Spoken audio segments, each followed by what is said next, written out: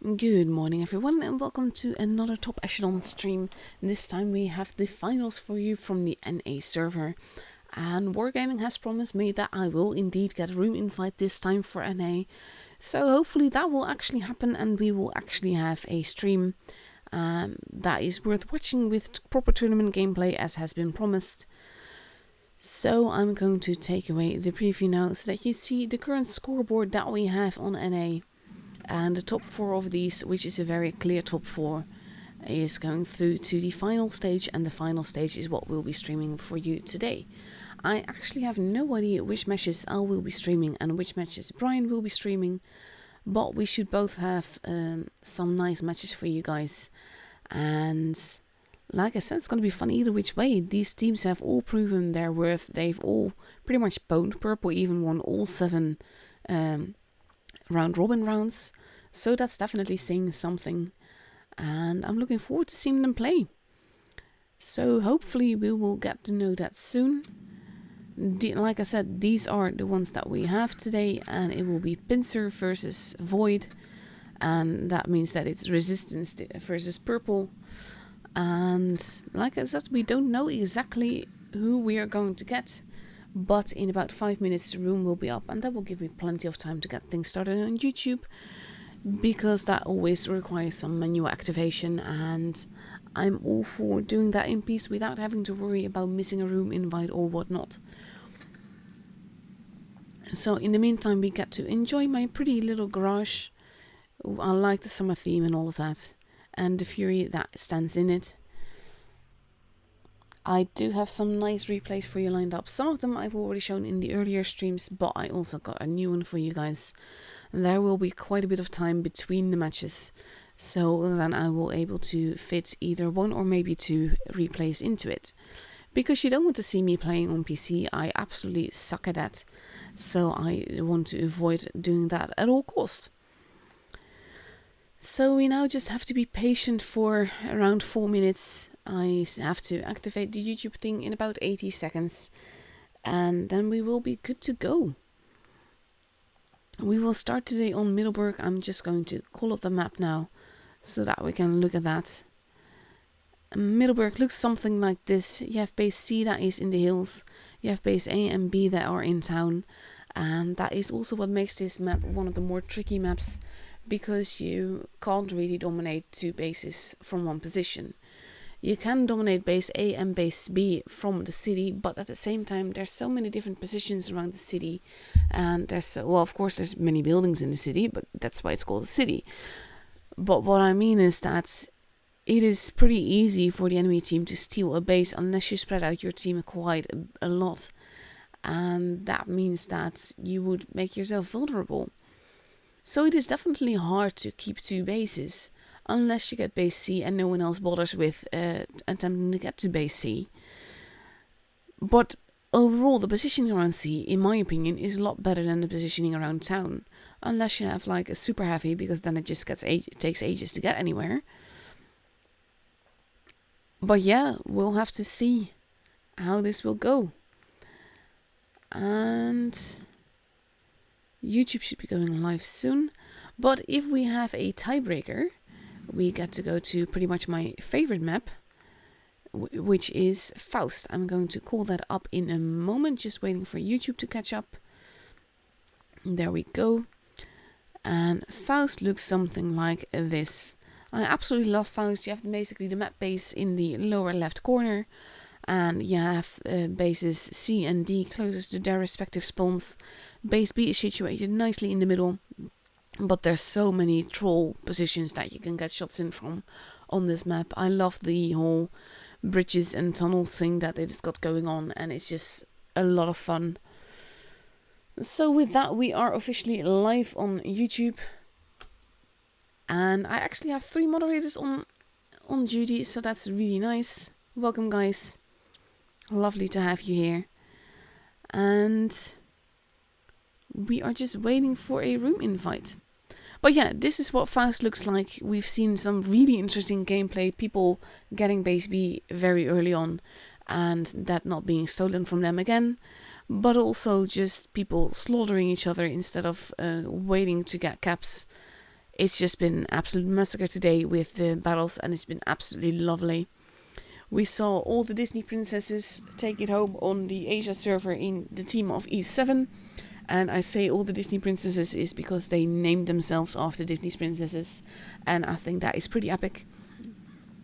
And on EU, we saw APA take it home versus Exiki. And that's been epic as well, mainly because APA and Exiki have a very similar playstyle. And that just makes it really interesting to follow them. There's the room. And I have Pinsir versus Void. But yeah, it's been one hell of a day in the finals. And the matches have been absolutely epic. And I very much enjoy I very much look forward to seeing NA play as well. But the thing is that now with Asia and EU both having been that epic, it kind of puts the pressure on. So I'm hoping they will live up to that and that we will see similar matches to what we saw on the other servers, because they were great fun. So like I said, we will be streaming Void versus Pinsir. And that's going to be fun. Both of these teams, these are the second teams basically, or the third teams maybe, because the people that have participated in the professionals tournament are not allowed to take part in this. But both these clans are so clan wars orientated and pretty much so OP that they can forge out another team. And it looks like they want to have 2 spectators, but that is impossible. Wargaming limited the number of spectators to just 1, and I have a feeling that they don't know that.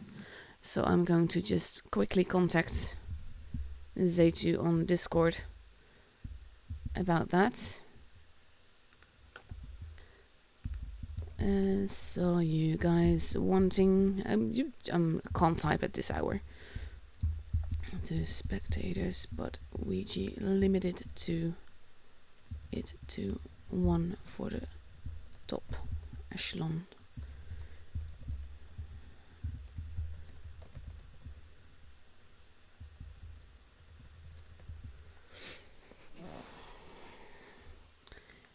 Because it wouldn't be the first time that they think that I'm taking a slot from them. At least not Void, but in general, on both servers we have had people that were like, "Oh, but you're taking my slot," and that's not the case. Wargaming just decided that there's only 1 slot available. So that doesn't really help matters. It's kind of weird though, because Wargaming never actually said it. They just assumed it. And then just mentioned it in the...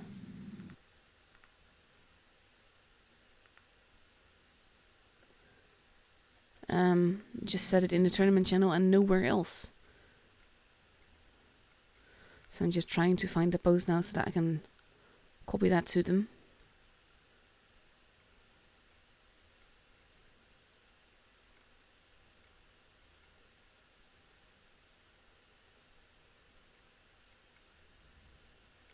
And there we go, found the appropriate message. And we'll copy that to him as well.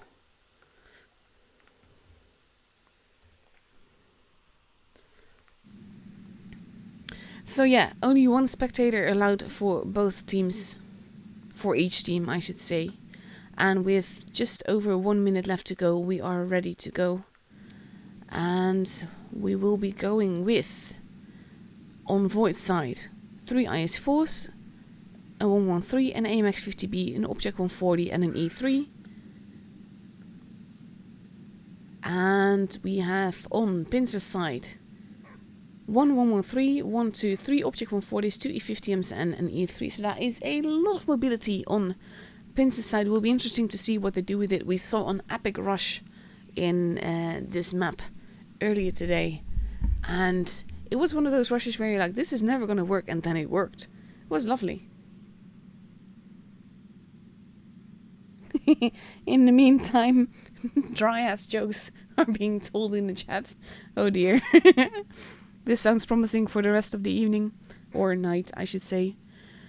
But we are ready to go. Both teams are readied up. And with 12 seconds left to go, we are ready to get into the game.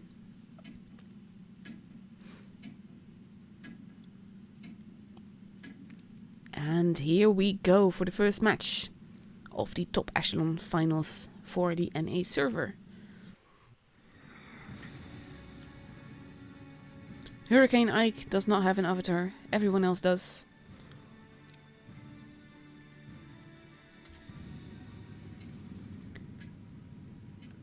And let's see what they do with this lineup.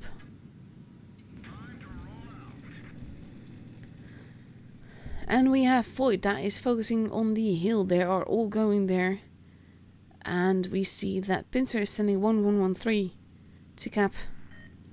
And I think the E3 is going to the corner to overlook it. But the rest of Pincer is going into the hills. And they are looking to cap base C. And I wonder if they're going to get away with it. They might.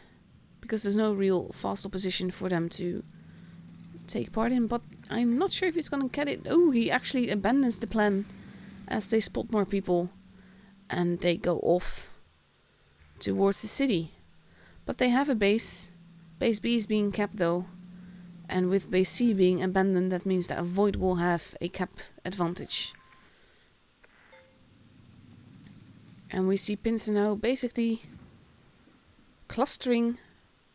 But with the E3 looking over base A, they now have two bases. They abandon the city and it will be a matter of holding for Void. They don't really need to do anything else. They just need to hold. And that is definitely in their favor. So they just need to be careful. And I'm not sure what Pincer is doing because they're clustering like this.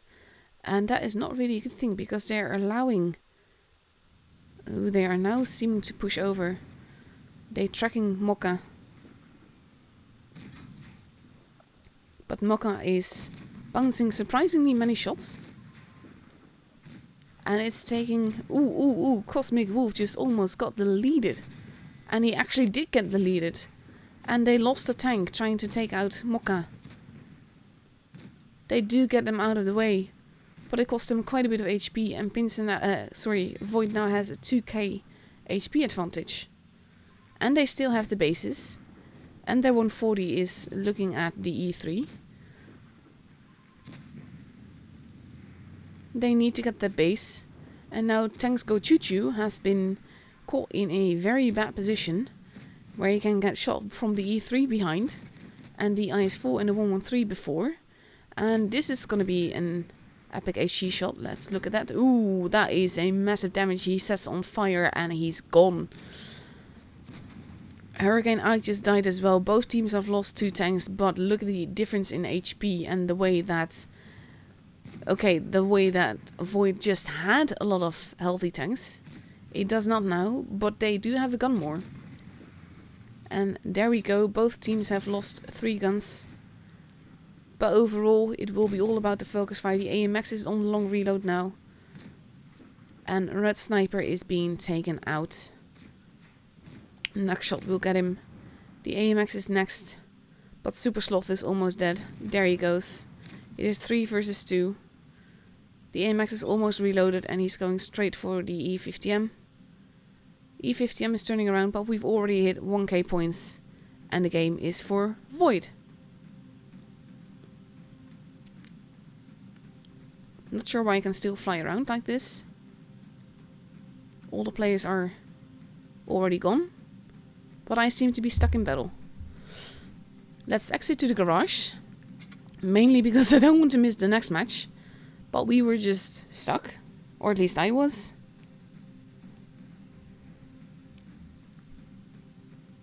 And I can still hear the exit music. I'm hoping that this will actually just like... Load? Hello? I have a feeling my game crashed. So let me just restart that. We want to see all the matches, please.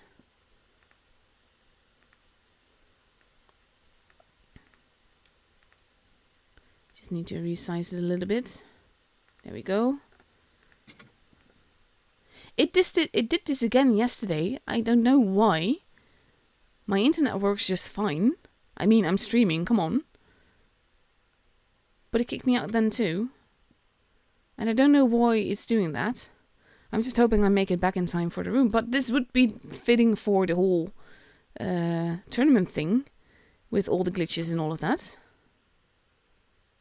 I don't know why it's doing this. I can hardly reset my internet because all of that is working just fine.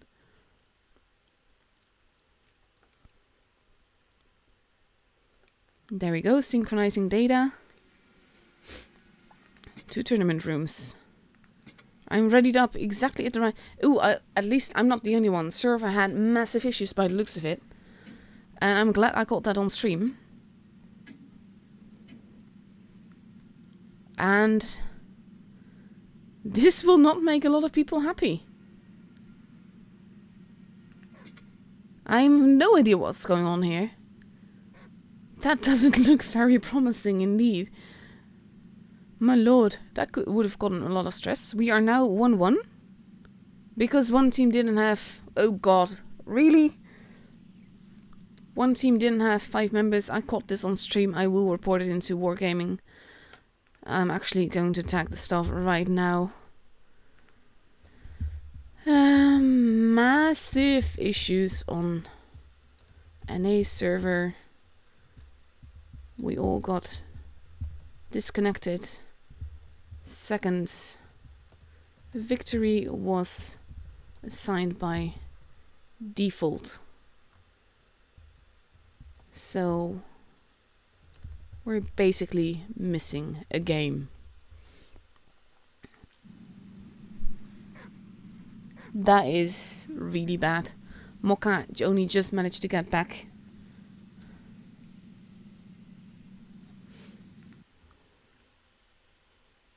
I'm just going to go to Void's Discord and make a note of that.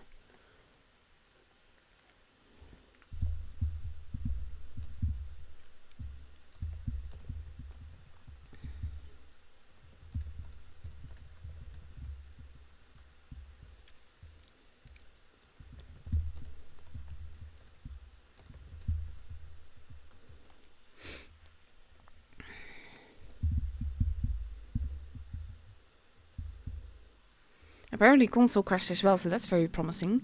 But now we have both teams ready for Faust in 3 IS-4s, an Object 140, 2 T-57 Heavies and a 268, and 1-2 Watch 40s on Pincer's side with 1-2-3 113s, a T-62A and a Chieftain MK6. But I wonder what's going on now, because this is... I'm not even sure that they know that we're now going to Faust rather than the Middleburg.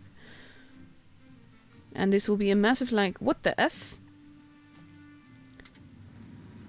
But I'll make sure to report it to Wargaming because this is not the way that it is supposed to go.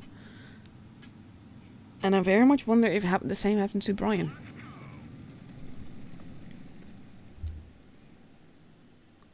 And we see all of Void focusing on their base, the base closest to their spawn. And Pincer spreading out more, sending some people towards base A. And I think that means that Void could just rush on through. They're probably not gonna, but they could. But they don't know that they could. We have Typhoon that is just going straight on in, by the looks of it. And they want that Chieftain MK6. They are going up top. All bases are being kept by Pincer right now.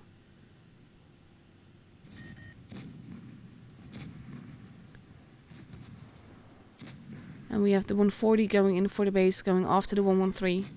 The IS-4s here are pushing the Chieftain. And they are together, and the Chieftain is a very juicy tank. The 113 is as well. He does bounce that though. But we see Pincer pulling back together. Shots being taken, people getting in each other's way. But there he goes, that's the first tank out of the equation. And we've entered a big cluster battle. There goes the Chieftain MK6. But even though they do have the gun advantage, Void is losing a lot of tanks.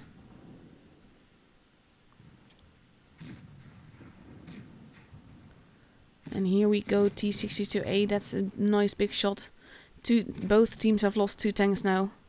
It's all about the focus fire, all about who gets the most guns out of the way the fastest. There's a lot of low HP targets. But so for the 268, oh, he just died. But it is 4 versus 3. And they should be able to do this. It should be Void that goes home with this victory. The T57 Heavy is still reloading. There goes the IS-4, but it is still 3 versus 2. And they're both juicy tanks. So that is not going to last for long. If not for the fact that all the bases, they need to hunt down that object or to cap the bases. Yeah, exactly. So now the T57 Heavy is on the long reload. Base D is the only base not capped. But if the object survives, he could potentially win this based on cap points. The IS-4 needs to be careful though. Base B is being capped. Well, C is being capped. B is being capped now as well. And Nuclear is on the prowl, probably for Hurricane Ike, who is in a position where you don't want to be when that object spots you. Question is, will he spot him? Yeah, he does. Now, 2 bases have been capped. Object is running around. The only one not capped is base A, but they now have 3 bases, so basically the cards have changed. And the objects can still run, but the chances of him winning this are slim to none, with this amount of bases working against him. T57 Heavy is moving in.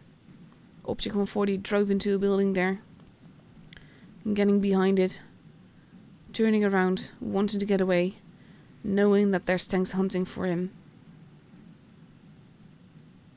And I wonder if this cat and mouse game is going to end, or if he's going to keep running and hope for a miracle somehow.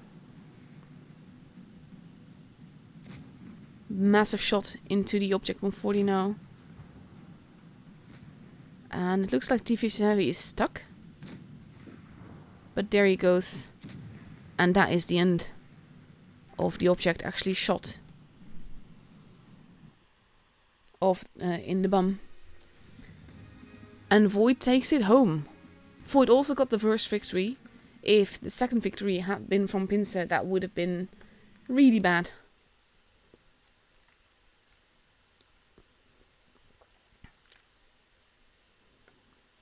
It's really weird though that apparently console crashed as well.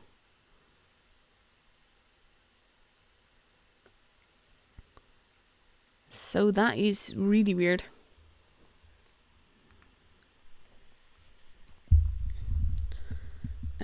Apparently console crashed as well. But the crashing thing, it also did that earlier today.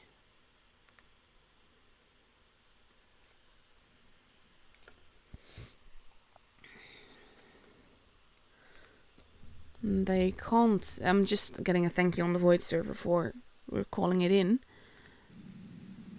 They can't do anything with it now. But yeah, that's not as intended for sure. So that's kind of like, why is there's just so many technical issues with the NA server really. First with YouTube, then with NA.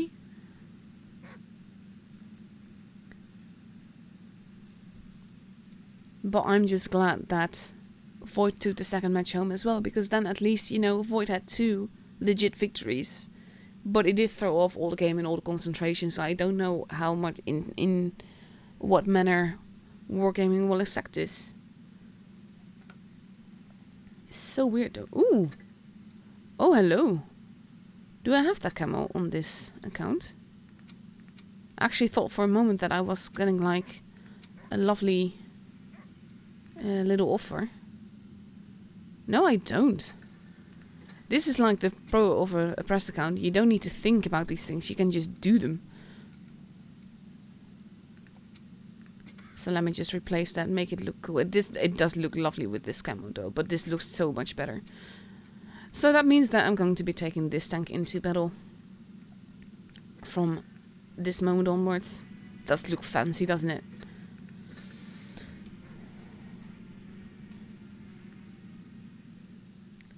But oh my god, this is not the way that you want to play.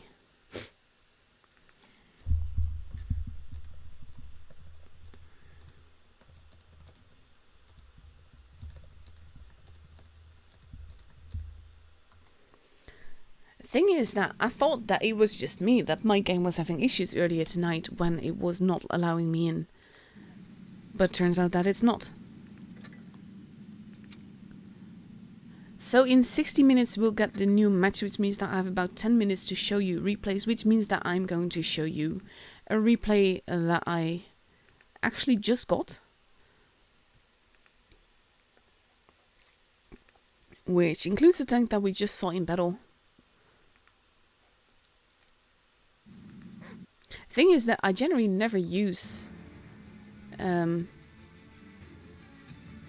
win replays in sub replays, because I always feel that it's bad to boost someone's ego, and when you go point out what people should have done, they're like, but they won, what are you talking about? So I tend to avoid that in sub replays.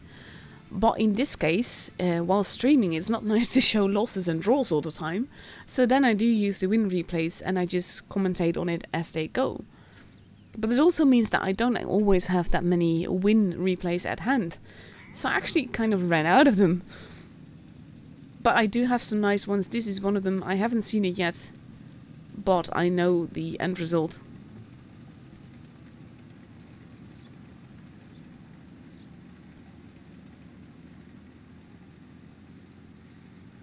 But let's see where he goes. This is one of the tanks that I actually did gamble on the crates, and I was so lucky to get it in the second one on my own account. And I got it on third on the press account. And I know a clanmate of mine got it in the first of his account. On his account, I mean. Hey, look, a friend. Nice little shot there. This is the thing, this is such a troll position, because you don't actually need to cap, you just need to be there and troll. Yeah, we could see that that was not going to pen. And now I'm actually wondering if he's using collaborated or not. Because you can see that that is not going to pen, and he still takes shots.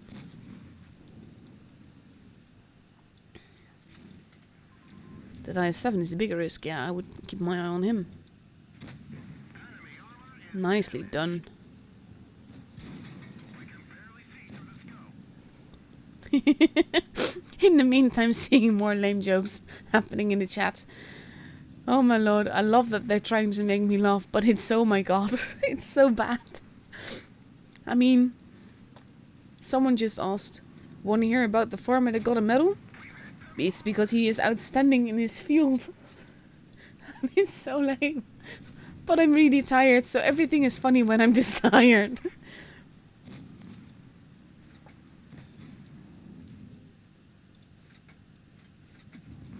Ooh, someone else beat him to it.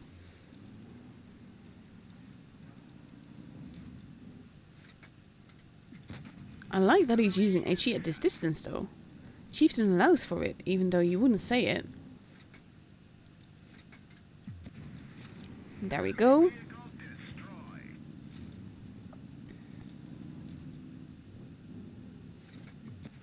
Like that! Look at that! Lovely.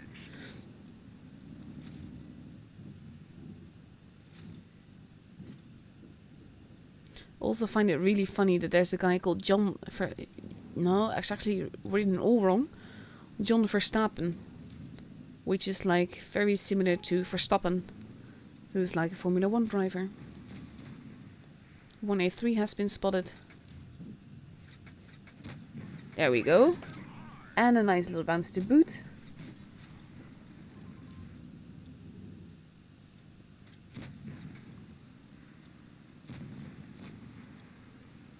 In the meantime, you're catching up with all the crushing that has been happening. Nice little cheeky shot there, but it is... Ooh, he's going to get rushed now.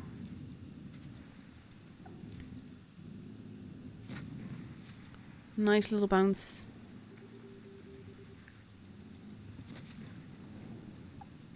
And just so you know, this isn't... The account that I'm on isn't my real account. I don't have a real... Well, I do have a real account, but it's like tier 3 in NA.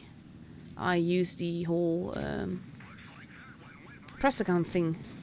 Because I am lucky enough that Wargaming was okay with giving me one. Which means that I could just like... Ooh, he's in trouble now. Thing is, what do you focus on? The guy behind you that you know you need to kill. Well, basically you need to kill all of them. Okay, now one now in trouble. There we go, that's one guy out of the way. Now he's a one-shot though for quite a few guns, so he has to be careful. Ooh, 6k damage in. Nice little bounce. Nice little bounce again. Oh my god, this guy is so lucky. Very lucky, Fizzy. Well done. That did not bounce. And his teammate is moving.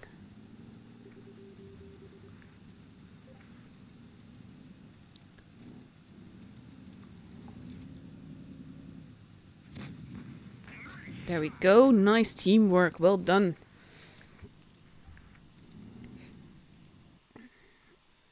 Now the black camo does look very fancy on the Scorpion G, that's for sure. 6.4k damage. Lovely little battle. This is why I love that tank, honestly.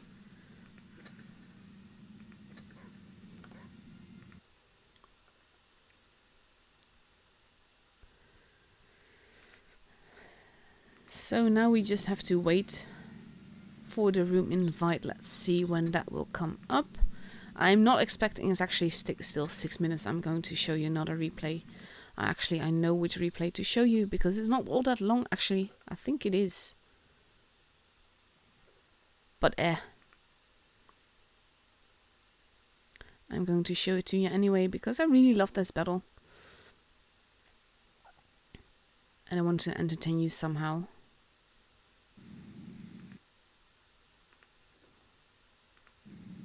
And it's doing that thing again. I hate it when it does that. It just doesn't load. Because I've already played this replay in another server. And then it's like, you should know this already. And it's not doing it again. Come on then. There we go. Finally. Of course I still got the SDA Rin Mark Potato. Still one of the sexiest looks in the game, in my opinion. This is actually a battle where I was just like, oh, let's try this tank out because it's for sale now. And I wasn't sure whether or not I like it. And then this happened. And this is actually a battle where I'm quite proud of what I do and how I do it. It's very nice. Of course, it takes the right amount of potatoes in your team and potatoes in the enemy team to get battles like this. But still.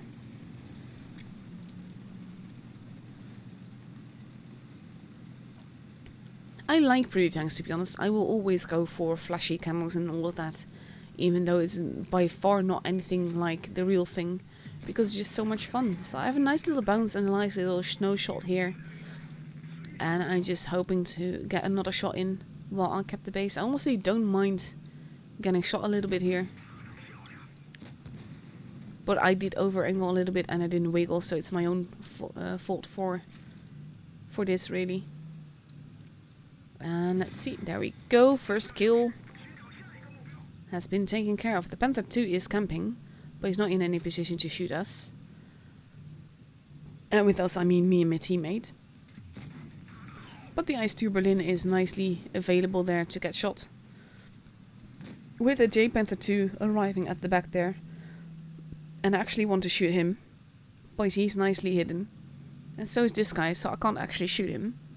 So now I have to be patient because I don't want to overextend because that would get myself hammered by lots of shots that I don't want. And in this case I'm hesitating so much about shooting this guy that I actually end up shooting the rock instead, which is very useless. But then I just pull back because I have patience and I like to draw them into my line of fire instead of the other way around. And I shoot him, he shoots me and only does struck damage, which is nice. And then our Stu comes barreling in, going absolutely YOLO. Getting shot for quite a bit. Shooting HE at the IS-2 Berlin, which does a whopping 2 damage, which is like amazing. By all means do that again. But he can't because he dies.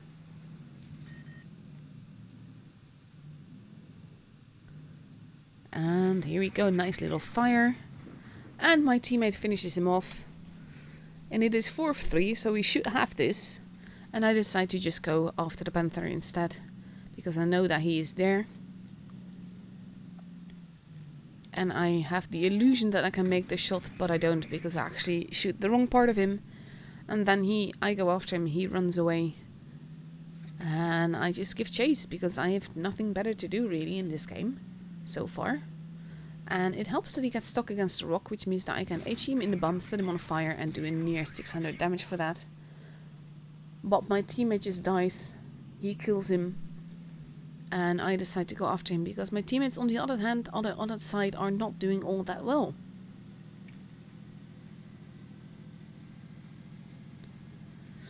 So I am pursuing the Panther, which is running around in circles, and with one of my teammates dying, which means that is now 3-2. I have a feeling that I shouldn't really be running around in circles like this and just focus on getting a position that works for me. So I stop here, also hoping that the Panther actually pursues me and lets me shoot him as I pull back into a more safe position.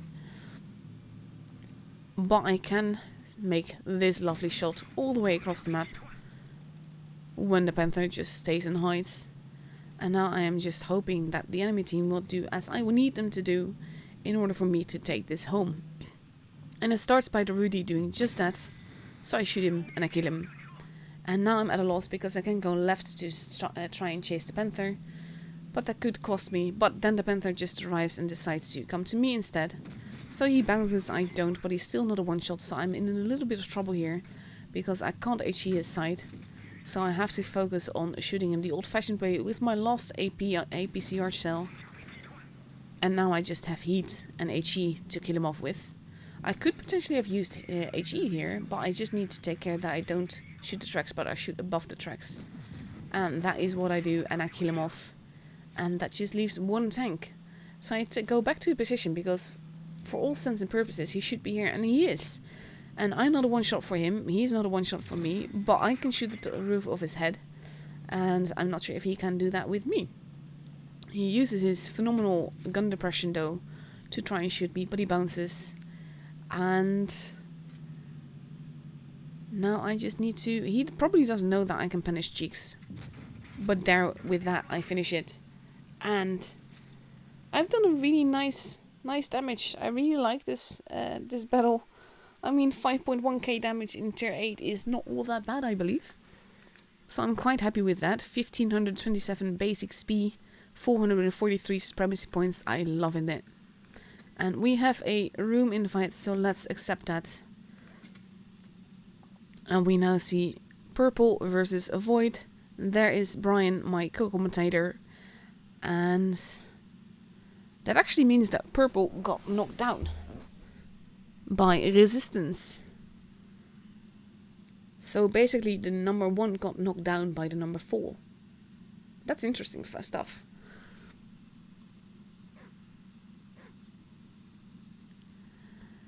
So with 3.5 minutes left to go, we are going to go to Desert Sands soon, so I'm going to call that up for you. Desert Sands looks something like this. Actually, we're both streaming the upper bracket. Like we're streaming the winners. It's Resistance versus Pincer that we're not seeing, and that's the lower bracket. My bad, sorry. No idea why we're not getting that while we are both streaming this, but okay. I'm happy to be streaming anything at all on NA after all the issues that we've had. So yeah, this is Desert Sands. We have base A in the desert, base B and C in town. Base C the most secluded one, but it's also the one that is the easiest to block. But at the same time, if you block it, it means that you can't really do anything. Base B is pretty open. Base A has the best positioning, and you can also decap base B from that. Generally, we see a lot of action in the desert on this map, and it's going to be fun to do that again. And if we get a tiebreaker for this, we go to Oasis Palms, which looks like this. Base A in the upper left corner, base B in the middle, where you don't want to go unless you know exactly where your enemies are. And base C that is more in the desert area. And again, base C has the better positioning around the SA again, because it's the desert area that has better positioning in most maps. I still think of this map as an upside down genie with a quirky grin and a belt, maybe a tutu, I don't know. But for some reason I start seeing images in the maps nowadays. I know that Dynasty's Pearl is basically the panda map, but we will see that in the finals and I will point it out to you. But those are the maps that we're going to get for this stage. Oasis, Desert Sands first, and then potentially Oasis Palms. It is a best of 3, so anything can happen. And with less than 2 minutes left to go, we are readied up and rearing to go with, on purple side, 2 IS4s, 2 E50Ms, 2 113s and a 268. And on void side we see 2 IS7s, a 268, an STB1, 2 140s and M60s. So that again is a very mobile team, very mobile lineup that Void uses. I quite like that. It does throw people off because they not always do what you want them to do, or at least what you expect them to do with a lineup like that. Taking a little bit of a drink there, because all this talking is making my throat dry. But with just over a minute left to go, we are ready. And I can't wait to see this battle. It's going to be epic.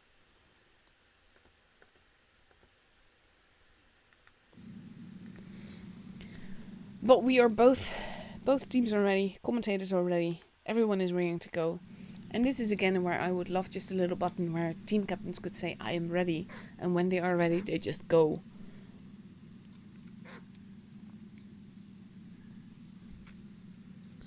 And we have half a minute left. Everyone is ready. I'm kind of curious about the needs names over at purple side. But we will see them in the lineup. And I wonder if they're twins or not. Because sometimes people do that. They exchange an L for a capital I. And they seem to have the same name then. And that will make it quite impossible.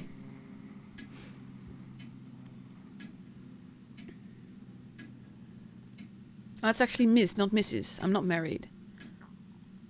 I'm not seeing the comment on Mrs. Sniper Mode, but I miss Sniper Mode. Thank you very much. Here we go. It's oh god, lolly. GF, please TM. What the hell? And there's also a needs waifu. Oh lord. And there's my Scorpion G, all burned out. But here we go. Let's see what this battle brings us. And waifu is going towards the plane crash site. And most of Void is following except... Oh no, most of Purple is following, sorry, except for Niche Girlfriend. And we have Void taking positions around base A as well. And that means that these two guys are, for the moment, hopelessly outnumbered. So they have to be careful. We see a lot of people being spotted. But not much is being done yet. Shots going into the desert, not into the tanks. And basically... Void is slowly being pincered. They have to be careful though. Because they could potentially just get... There we go. Purple is making a move. They're sensing weakness. And they are going. They are focusing on the STB first because it is the juiciest tank of the lineup. And that makes it the easiest to kill. But then we have an M60. That's going to be next, but the 113 dies before then. And basically we entered a giant cluster F. There goes positive. But Needs Lowly is just also gone, so both teams have lost 2 guns. The E50M is going to take out Hurricane Ike though. Or not, because he bounces or misses. Not entirely certain which one. But he does still die. And that means that Void has lost 3 tanks. DJR is probably gonna die. There he goes. But it is 4 versus 2. And it is very unlikely that Purple will lose this. Especially since the last 2 remaining tanks are very juicy. And that tracking shot won't have helped Void either. Typhoon is being ignored by the 268, who takes out a massive hit into batteries included. And oh my lord. All those names though, very suggestive from Purple. But that was one of the fastest matches that we've seen so far.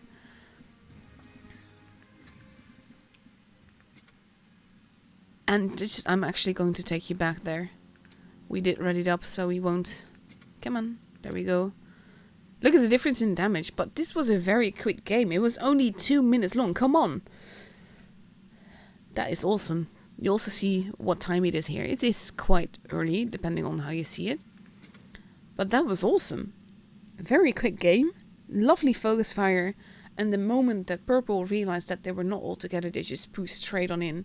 And it didn't seem to work at first, but it did work out for them.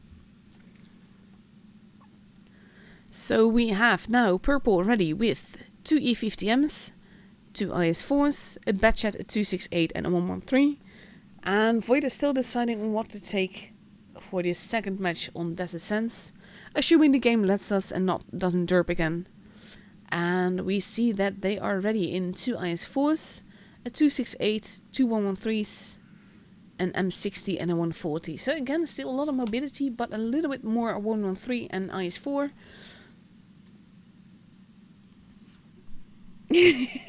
And people are actually seeing the upside down genie I just saw.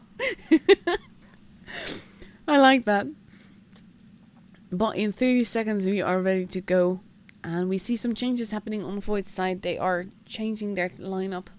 And we now have 2 IS4s, 2 113s, an E50M, an M60 and an IS7.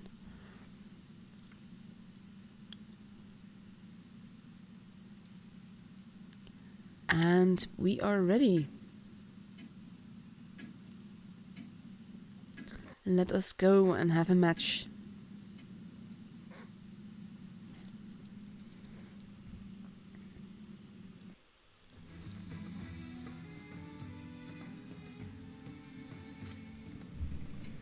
Well, I'm seeing someone say speed is better than armor, but that's debatable really. Because you need a mixture of the two. Because if you get shot and you get instantly die, that is pretty useless. But you need some troll armor to draw the shots for you. So again, we have pretty much all of the teams going into this, except for the Batchat, which might be going to cap some bases or going to the middle. The E50Ms have been spotted along with the M60. And Waifu is sort of retreating, kind of what Void did last match. And we have the Batchat now capping base C. We see first damage being done. Shots being fired, but no damage being done to Void just yet. But they will have base C, but at the same time that does mean that they are at a disadvantage with the tanks and the guns that are in the desert. And Void is now making the push. They are aiming for Loli. Loli so far managing to keep most of his hit points. That bounced though. And we have the rest of Void joining in. But it is costing them quite a bit to try and shoot the tanks. But at the same time, with them pulling back, they are basically getting in each other's way. And Void has the advantage of singling out these two tanks. And the E50M is not going to survive this. And they will need to work together. There goes Teddy, there goes Waifu. And this is a very aggressive push by Void, but it could very well work for them because Niche Girlfriend has also been gone. And now the Batchat is arriving. There goes Hurricane Ike, but it's the first gun out of the equation for Void. And now people are dropping left and right. The 268 does not want to get a shot in the Batchat. The Batchat is like, nope, let's not do that. But in the meantime, he does get hammered by pretty much everyone else. But there he goes. And now the Batchat is being absolutely bullied. And he is dead. And now we just have Neat, Loli and Fat 8 that are left. And he's not gonna last alone against 4 tanks. He does manage to kill one though. And that's admirable on its own. He's not going to be able to kill the second. And there we go. The second game is for Void. So it's a 1-1 and we get a tiebreaker in a genie map. Red Sniper is still driving. I was kind of wondering and fearing that the same thing would happen that happened the last time around. But luckily it doesn't. And we can ready up for the third match now. The tiebreaker.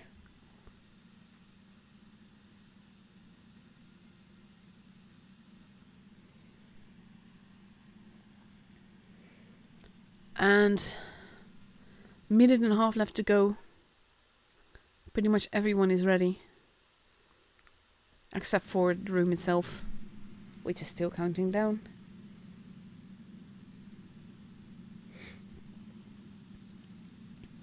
And we see that purple has readied up with 3 E50Ms, 2 113s, a Batchat and a 268. Whereas we see Void steadily readying up, but not completely ready yet. Things might be changing still. They have about a minute left to do that, and we saw earlier today on Asia that people like to troll and change their tanks at the last possible second, which was really, well, stressful really. But purple keeps the same tanks, and Void has now readied up with 2 IS-7s, 2 113s, a 268, a Batchat and an M60. So we are ready to go.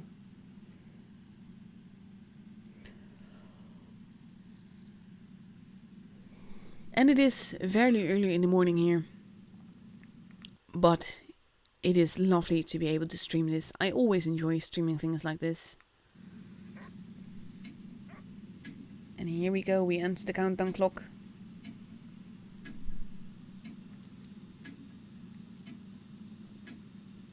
And here we go.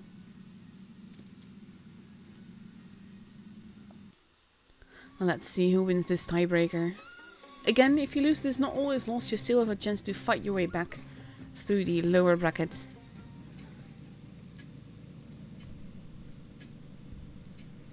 And here we go. Up, up and away. And we see purple focusing primarily on the base C side, and looks like Void is pretty much doing the same thing with their semi-mobile tanks. The Batchat having been spotted, he pulls back, he manages to survive without losing HP for that.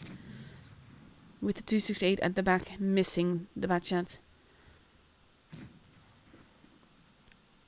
And the purple has been spotted going down the middle. And they will spot the 268 soon, but Teddy just took a massive hit. Teddy is being absolutely slaughtered there. He needs to be careful. And now we have the 113s arriving at the back. They are taking out, there goes Teddy, but they are taking out Red Sniper. The 268 is now moving. And we have a giant brawl happening already. The Batchat now reloading. And Typhoon being protected by his teammate. But that's not gonna last. There he goes. And now we have another juicy 113 waiting to get shot. 268 is facing off against the Batchat.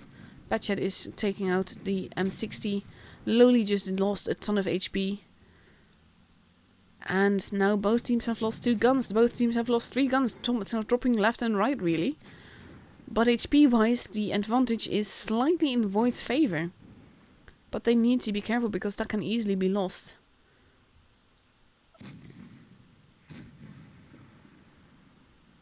And the Batchat's still alive somehow, but so is the 268 of Void. And that can, massive shot into Nietzsche GF. And now the 268 is in trouble, but he gets murdered by the IS-7. Lovely teamwork there, lovely coordination, and it is 4 versus 2. And it looks like Void will be taking this home. It is 4 versus 3, 2 versus 3. And now it's 2 versus 2 and anything can happen. But the I-7 and the 268 already showed that they have perfect coordination. And the only one left now is the other 268. And he could potentially ammo rack. But I think they're going to go for a base cap instead to play it safely. And the I-7 did get spotted, so he knows that these guys there. But probably the Dracon is going to go to base A. That would make sense. But he's not going to cap it in time. And we see a nice blind shot going into the bush there. And then Icebreaker Duo is just hugging the hill. There's no one there where he shot. But they don't know that. They just expect him to be there. But if Dracon actually drives into a base, that basically means that he's giving away his position. And then it will be curious to see what they will do. He can't knock up a base, but at the same time, now he goes straight on past it. He does have quite a bit of time to try and kill them.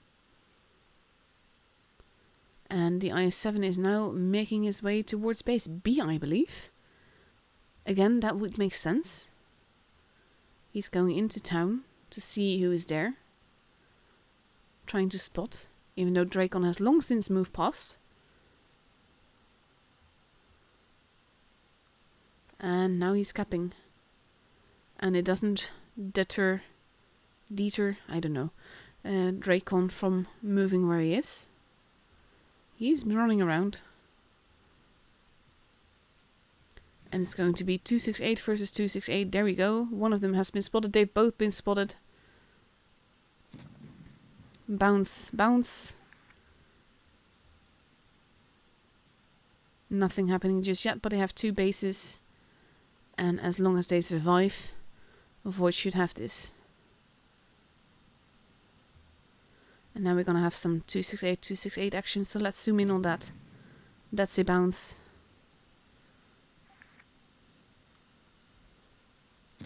And that isn't. And now the IS-7 comes in. And he will finish it. And he's holding the tank in place for the 268 to make this shot. And there we go. And then he still shoots the corpse. That is so mean. And Void takes it home. Void is through to the grand finals of the top echelon. And that means that Purple will have to fight their way back up. But that was a lovely match. Very patiently played, by the way. I like that. Even though it started with like a massive brawl. In the end, they didn't really YOLO for it. So I quite like that. Let's see when we get the next invite. So Resistance has been knocked out. Let's see how that went. It went 2-0. So that means that in about 15 minutes we have Pincer versus Purple. So that means that I'm going to show you another replay. And let's see what I will show you.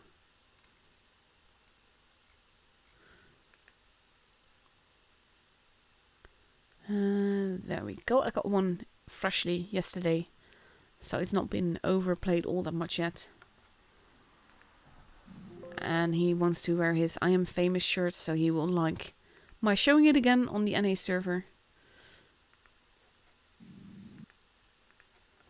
And I also still have a Void replay for you lined up that I will show in between next matches, maybe after this one, depending on how fast it ends. I don't quite remember. Oh my god. No, Holland, just give you, I'm going to give you a little bit of history lesson. Holland doesn't exist. We have 2 provinces, South Holland and North Holland, but Holland as a whole doesn't exist anymore. It was part of the Kingdom of the Netherlands ages ago, when they were actually still different kinds of kingdoms, and they, before they actually formed a whole. But Holland as itself doesn't exist anymore. So it's actually the Netherlands. There's actually a really nice video that I will happily look up for you if you want to see it, about why it is the Netherlands but we accept Holland for some reason, and why what we speak is called Dutch. The Dutch thing is actually Britain's fault. They got confused with the Germans and the Dutch, and they just went to call us Dutch instead. That shot missed though. I'm actually grinding towards Leo slowly but surely. I quite liked it so far, the grind that is. It is not a bad grind at all.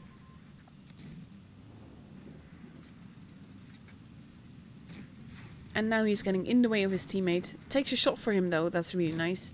Misses his shot. Pulls back into his teammate, which is quite useless. Fufu is being really useless this battle. And then he bounces on the bomb of an 140.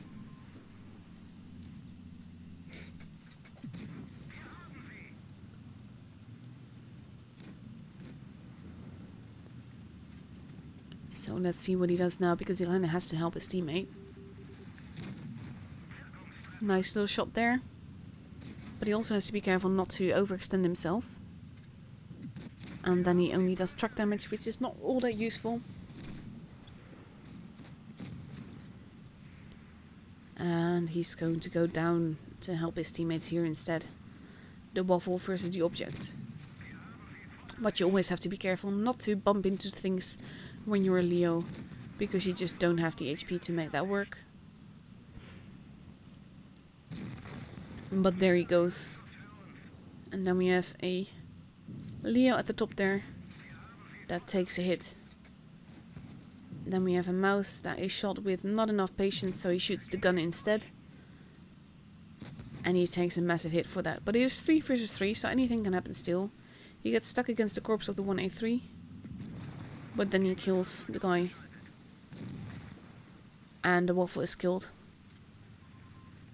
And now it is 2 versus 2, and they have to be careful because there's a Jäger coming at the back. Nice little track shot there.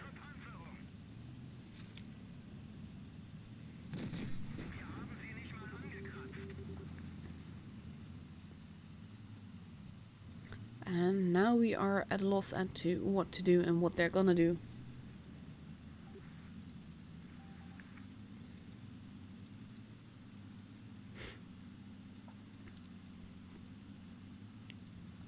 And we know the Jäger is somewhere. We also know the object is somewhere. The question is, where exactly are they? So he actually wants to see if he can shoot them from the middle on. But they can't. The Jäger just fires, so it's a safe bet to go here. He does get shot by the object though. And the object survives with 3 HP. And the Jäger misses, which is very lucky. And Fufu doesn't have enough patience to make that shot.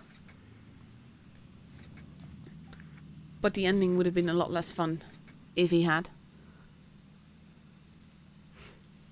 KPF has to be careful, has to pull back here.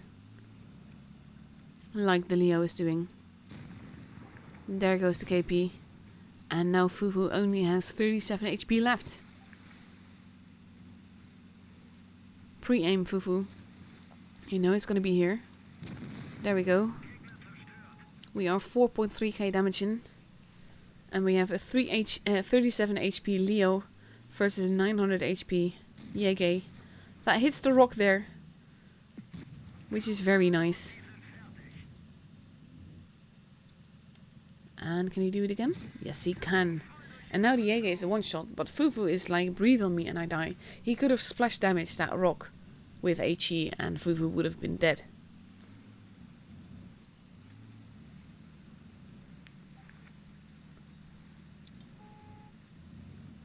And he just really wants to troll the Jäger into trying to shoot the rock again.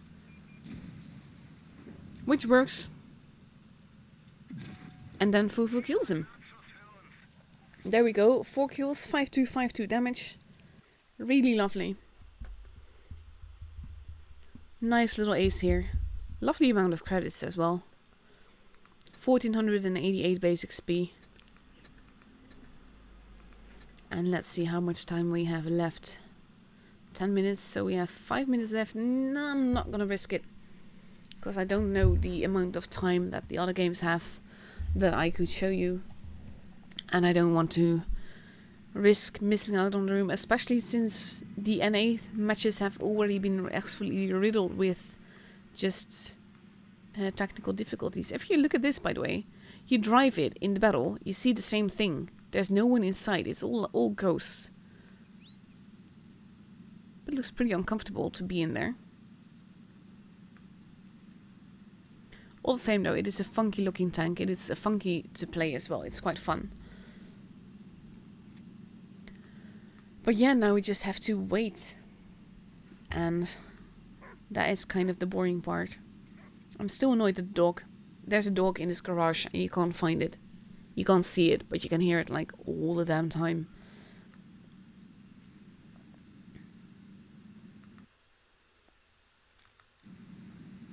So we are just waiting for the room invite to come up, which should come up in about 5 minutes to be exact, because it usually happens around 4:30 that with the time left that it actually shows up, which doesn't always make sense because there's 5 minutes, but 4:30 before the match you actually end up.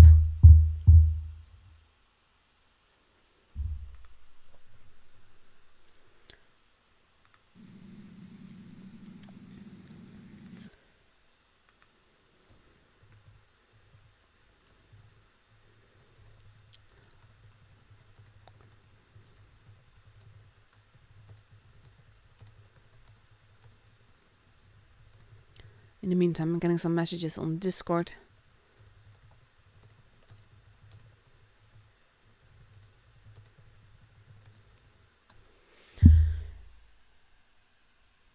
I don't understand really why Wargaming doesn't allow 2 spectators in the top echelon like they do with pretty much every other tournament match aside from the professionals.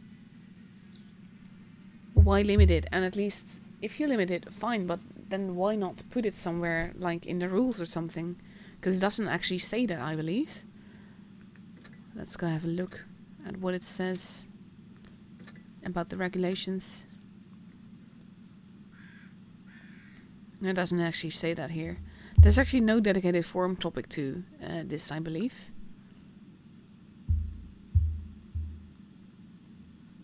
But I don't think it says anything about spectators and what is allowed and what not. So them suddenly changing the rules mid-game is just something that I'm not a fan of. Just doesn't make much sense, really.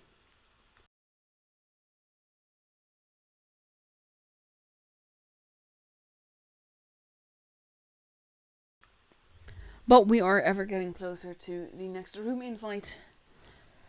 And every room invite is a welcome one, because with every room invite I'm like, is this really working? Is this really working? And then, yes, it is really working. We have 3 minutes left to go. So we are slowly but surely nearing the room invite.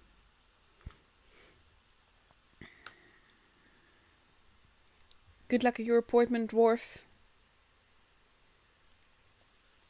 Not sure if you're gonna see that, but yeah, still.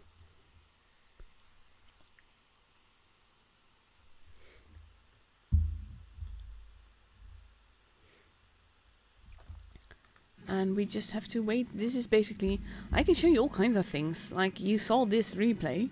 I quite like this tank. I want to test a little bit more before I decide whether or not to get it. Because 15k gold is quite a bit of money. Let's see if you were to buy that on the NA server. I was actually showing that in euros. Ooh, we have this gold bundle thingy. But yeah, if you have... That's, let's say, €45 maybe. But you actually have to buy this bundle and you just end up with a little bit more gold than you're actually gonna spend. So that is a lot of money for a tier 8 tank. But you do have the combined bundle for 17.5k. So for €55 you get 2 tier 8 tanks. Which isn't all that bad. But it's just, I dislike the fact that things are getting more and more expensive for and with Wargaming. When it really doesn't have to be. I mean, I think that if you can buy 100 tanks at an expensive price and you can sell 2,000 tanks at a cheaper price, which one would earn you the most money? At the same time, with the way that things have been going, if you do that with like tier 10 tanks, people would not be happy because there's so many people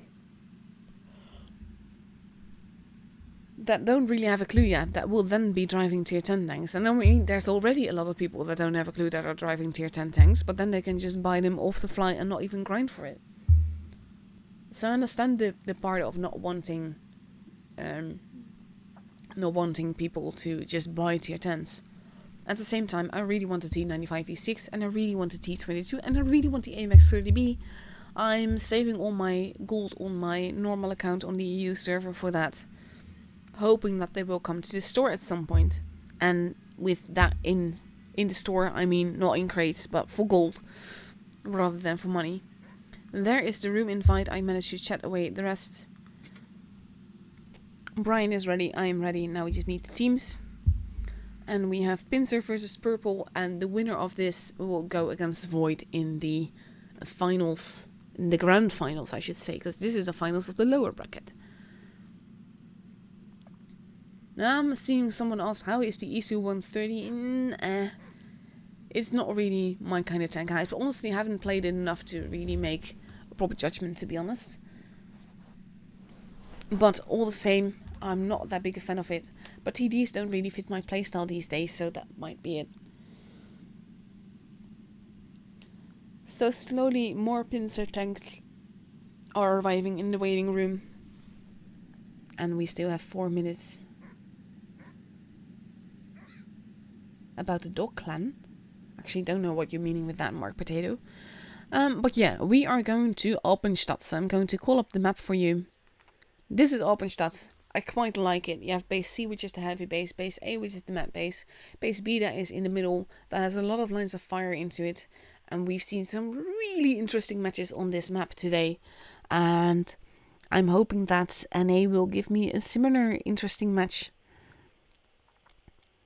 So it's a lot of fun. I can't really identify anything in the shape of the map, so this is not a map that has been dubbed into a creature of some form yet. But yeah, I quite like it. I think it is quite a troll map. And I'm looking forward to seeing them playing on this, because there's so many possibilities here. And we just need to see what they do here. But like I said, the matches so far that we've seen on this map have been very interesting today. So after Alpenstadt, we are going to go on to a Black Goldfield. Black Goldfield looks like this. You have base A, which is the map base. Base C, that is the heavy base. And base B, that is in the middle. And like most base Bs, it will be the hardest one to cap, but the easiest one to keep if you have it. Because it is in a very open position with a lot of lines of fire into it. Overall, I quite like this map as well.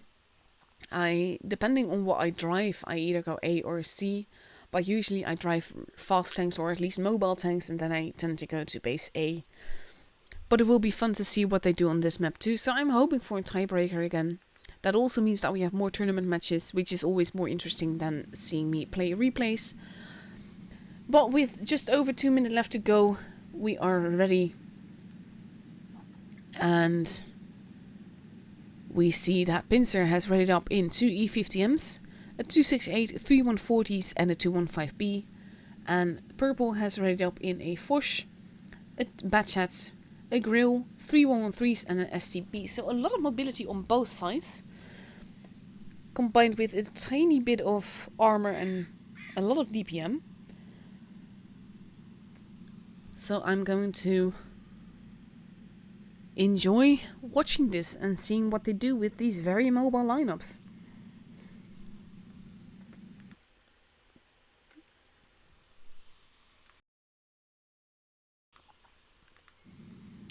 And it's just gonna be fun.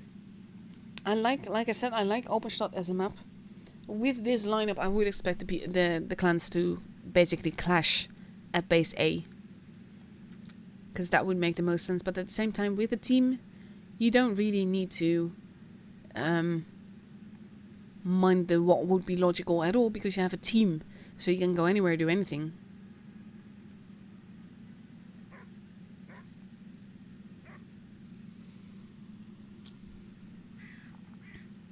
So we have 40 seconds left to go. And we just need to be patient a tiny bit longer. Oh, I hate the waiting game. I just wish we could go. That would be a lot more interesting than hearing me babble on. Sorry, about random stuff. And then we hear the dog bark. And I'm like, where are you? My mom has a really fluffy dog. It's a Cocker Spaniel. And she actually named him Joe Cocker, which I think is really funny. But he's such a cuddlebug. It's such a cute dog. And I'm not even a dog person. I'm definitely a cat person. So here we go for the first match in the finals of the lower bracket.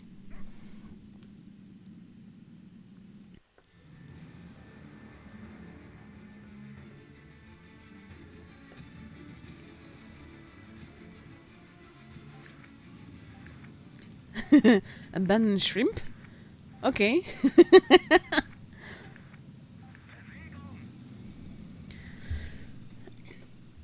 So we see Pincer heading towards base A as expected, and Purple doing the same thing as expected. And it will be all about who gets the slightly better positions than the other, and then who kills the other team the best. We have the E50Ms pushing quite aggressively, and they might pay for that very dearly. Especially with the amount of people that they spot now. Lots of lines of fire happening. Massive hit going into Pincer there. He's almost dead already. Still managing to be alive though.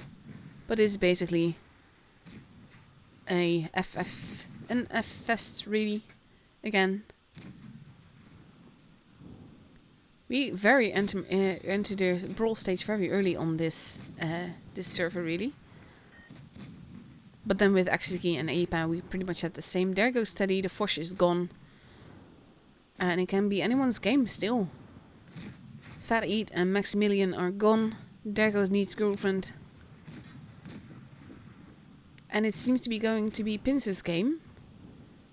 Because Loli is almost dead as well. And now we have the Batchat that is going to take out the object. But then the Batchat is being taken. Ooh, absolutely deleted. And Thanks Go Choo Choo is still alive. Barely, but is still alive. And we have a full health Grill at the back who takes out Gangso Choo Choo. The Choo Choo train could have gone over this bridge very nicely. And we just have one lone Grill and an STB. But there goes the Grill. And the Shrimp is abandoned again. And that is the first match. That has gone to Pincer. Very fast game. Less than 2 minutes. But I think that Pincer played with a tiny bit more patience and that paid off for them. So for the second match on Alpenstadt we see quite a different lineup appearing on purple side. But they are not completely ready up yet. They still have a minute and a half to do that though, so that's plenty of time for them. And let's see whether the VK gets to stay or not.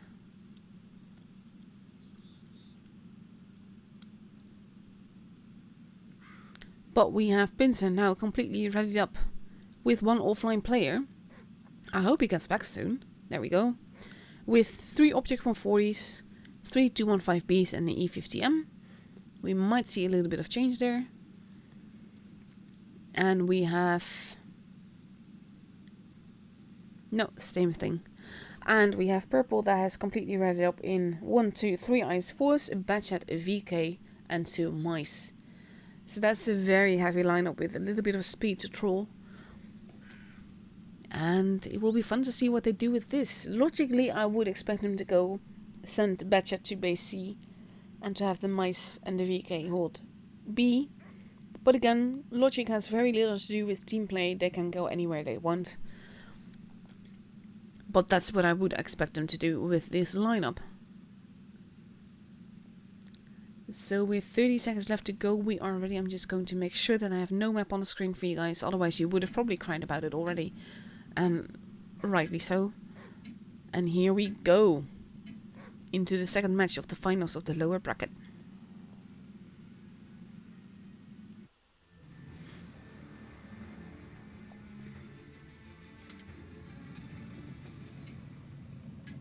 It does look like one of those bridges that you often see in movies where people hang off trains and everything.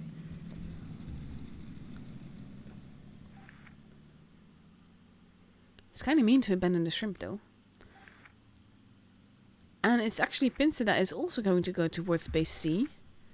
So this should definitely be interesting. To see what they do and where they meet.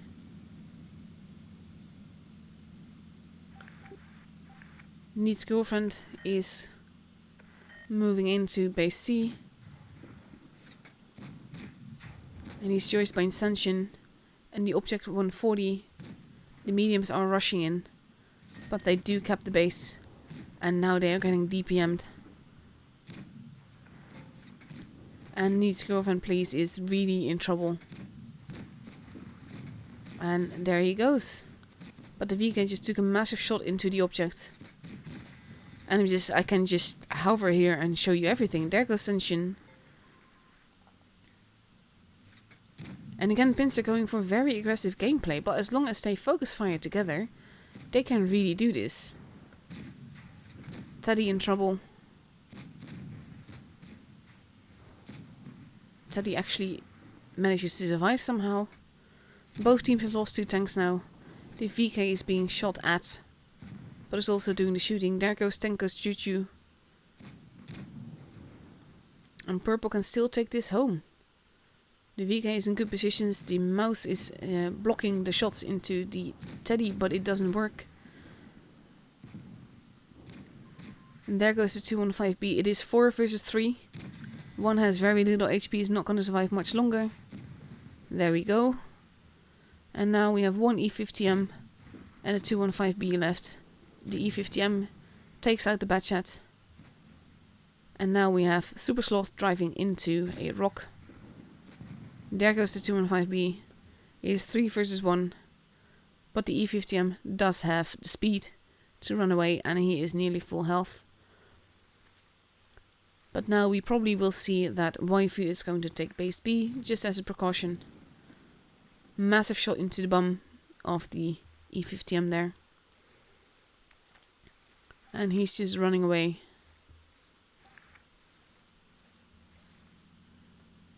Needs Waifu going into base B. And he gets a massive shot into Super Sloth there. At least the VK does. The mouse misses. But they kept the base. And Super Sloth is basically at a loss. In all meanings of the word.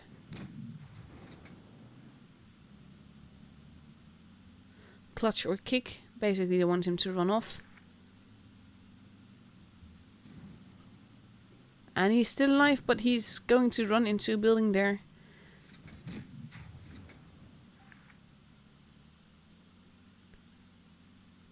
His own team is actually a little bit trolling him, but he's still alive somehow.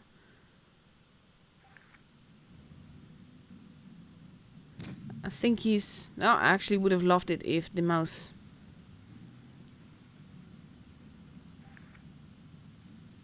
Ooh. But he gets it. And the game is for purple.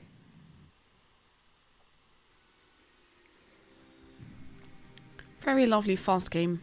Again. This time it lasted all 3.5 minutes, but most of it was over quite a bit sooner. And the score is 1-1, so we get the tiebreaker on Black Goldfield.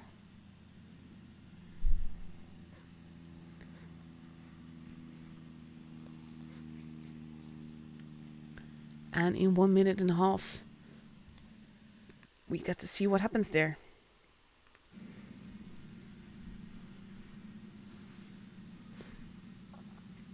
And we see an AMX 30B appearing for Black Goldfield. To be honest, that's one of the tanks that it has been nerfed quite a bit while testing. And it is still one of the tanks that I really want, because it seems a lot of fun.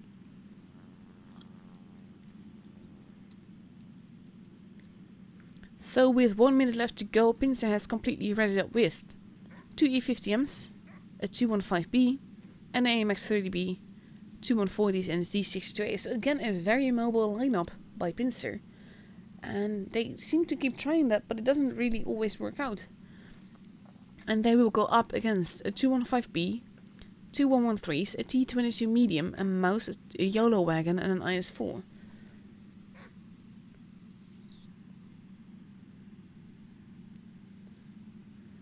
Some people are hopping offline but then appearing online again. But at least they're already up, so they will enter the battle with us. And we will see what happens then.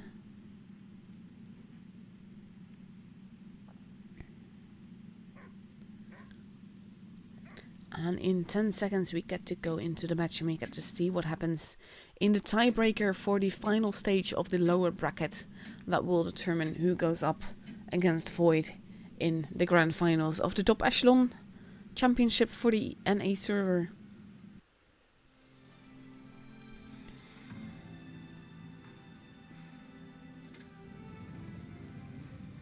I love this camo, that looks so good though.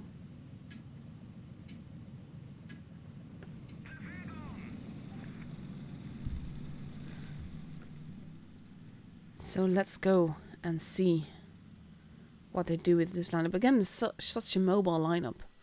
And we have the 215B heading towards the middle more.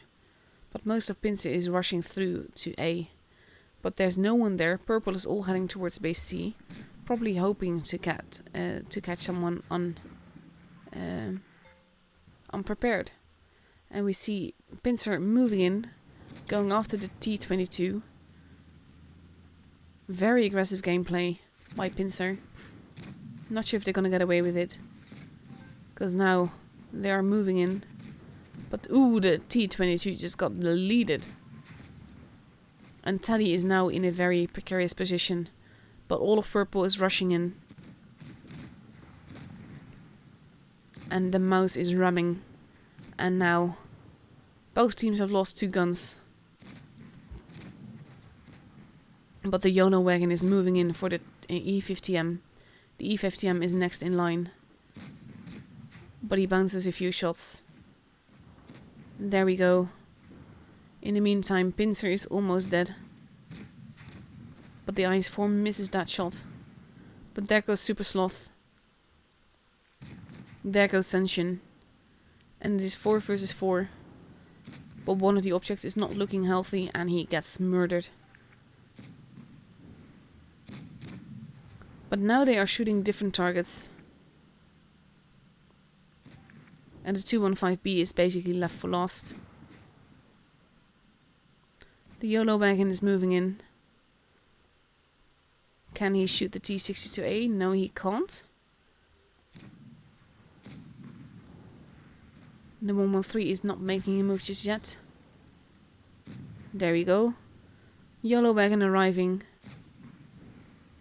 Where did we leave the AMX-30B? There we go. 215B is getting slaughtered. The AMX-30B is still alive, but it's getting slaughtered as well. Running around in circles. But I think it's pretty safe to say that this will be Purple's game. And that means that Purple is through to the finals. There we go. Now there's only the Bush Wookie left.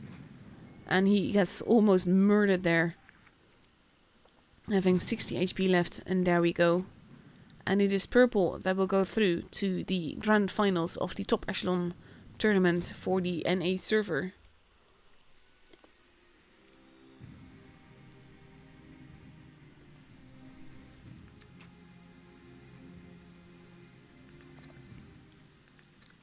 And to be honest, this is like, I've been like squealy enthusiastic for the matches on EU and Asia earlier today.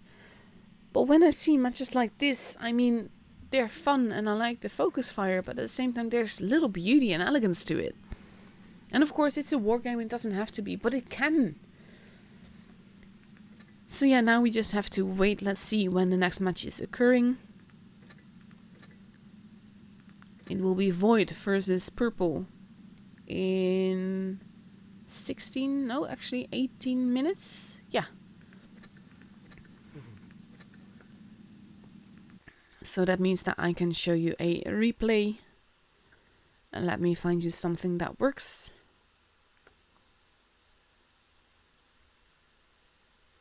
I did promise you a Void replay, which is what I'm going to give you now. And it's doing that thing again. So I'm just going to click it again. And then hope that it does load this time. It's so annoying when it does that. I don't know why it does that.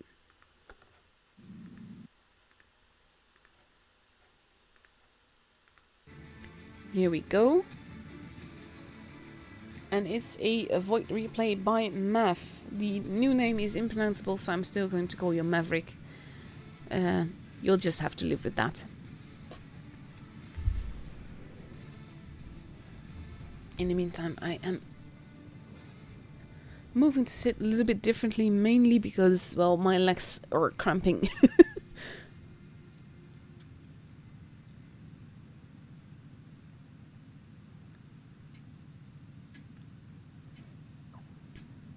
I do like this camo, but it looks weird with the edges like this.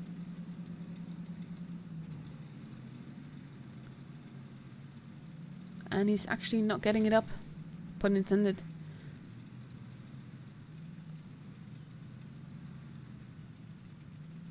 And here we go.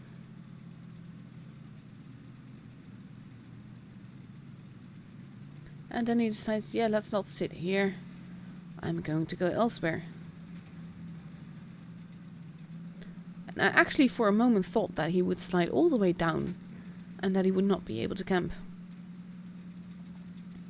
But unfortunately he does manage to camp. And of course it does work out in the end, but still I'm against camping in any form of tank.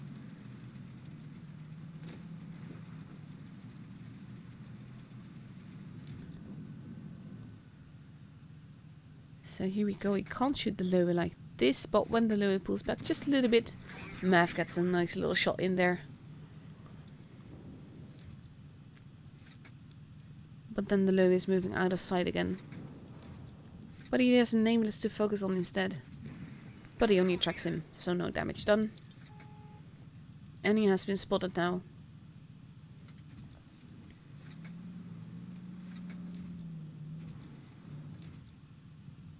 And I like how the Bulldog is actually looking away, which allows Mav to just HE him in the side of his head. And then he wants to go that way, and then he's like, yeah, let's go the other way.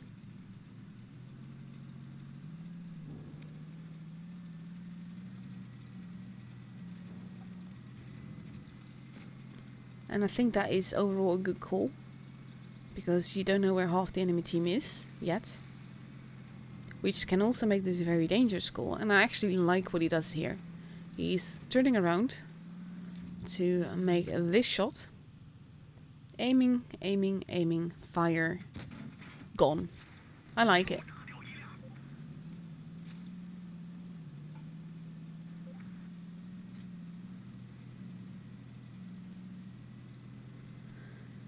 And he drives down a tree, but he does find the Bulldog. He takes a hit for that though, so he has to be careful. You don't want to lose too much HP, especially when you're about to be circled, but he manages to kill him off.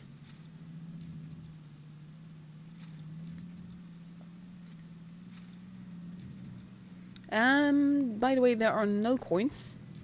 Wargaming disabled the whole thing after technical issues on the EU and the RU server with the coins, so they were just like, nope, no coins for anyone anymore.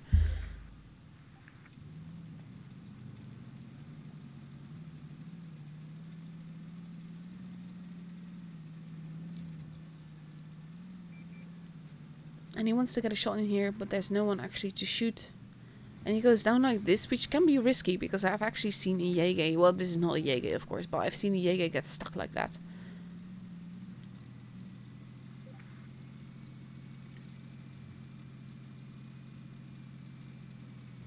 And Mav is going through.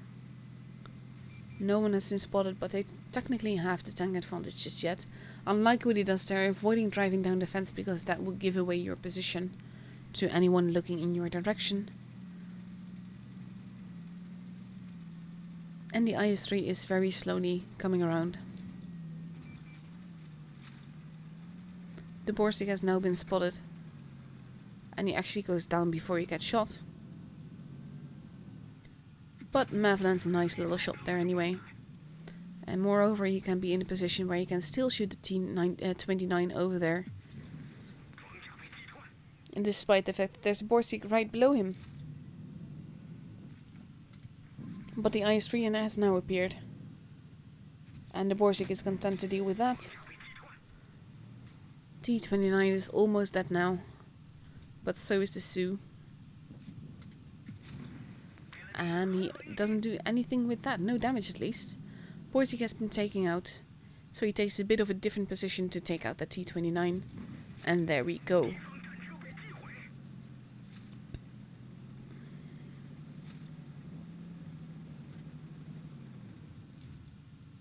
There is the FT. That gets shot in bum. And I like the way that Mav is actually now using their own camping positions against them. It is now 2 versus 2, 2 versus 1. But we don't know where the Sioux went. At least I think it's the Sioux. I actually don't know. We don't know where the last remaining enemy CD went. Let's me put it that way. But he doesn't stay in the camping spot. He actually goes straight on down.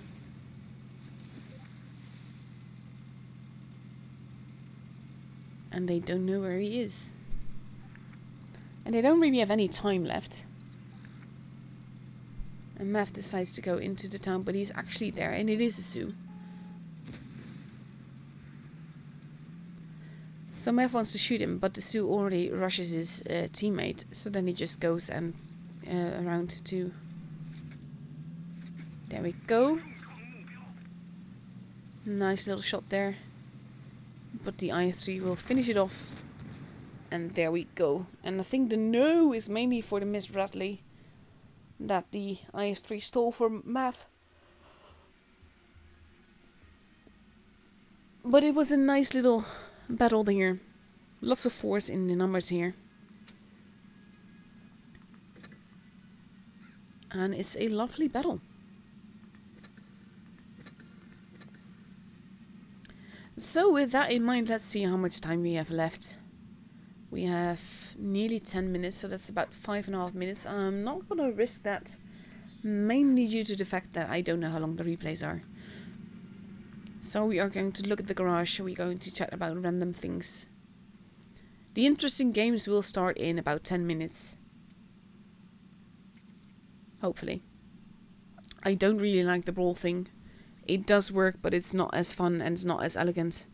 But hopefully I've seen the most epic matches of the top echelon tournament earlier today in the Normandy map for the tiebreaker for the title. So hopefully we'll get the same thing on N8. It's definitely a high standard to live up to, but I know they can do this. And I'm really looking forward to seeing them do that.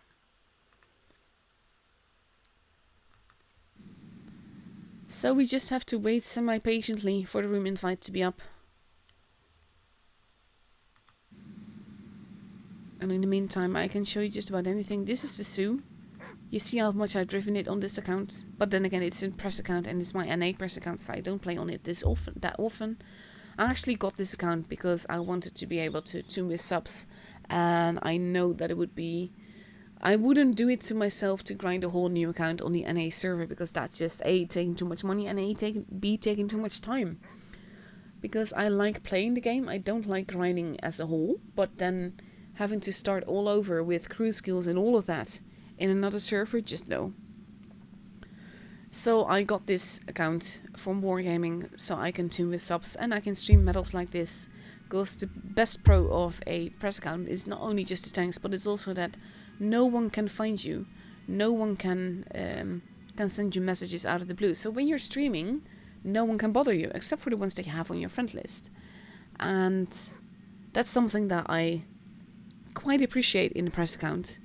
Because I remember that the first time I believe that I streamed battles like this, I got a ton of messages. And I don't want to check messages during the stream, because you never know what people are writing. It could be either really big insults, or it could be something private and all of that. I just don't want to risk that. So a press account is actually ideal for that. And the only server that I don't have a press account on, that I stream on, is the Asia server. But that's also because I can't really ask Wargaming to give me a press account there.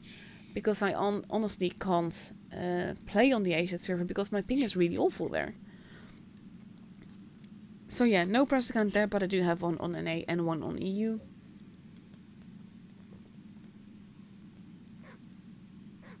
Taking a little bit of a drink again.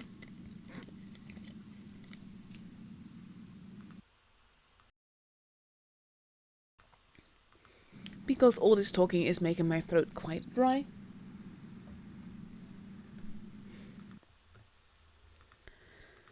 So I just want the room invite.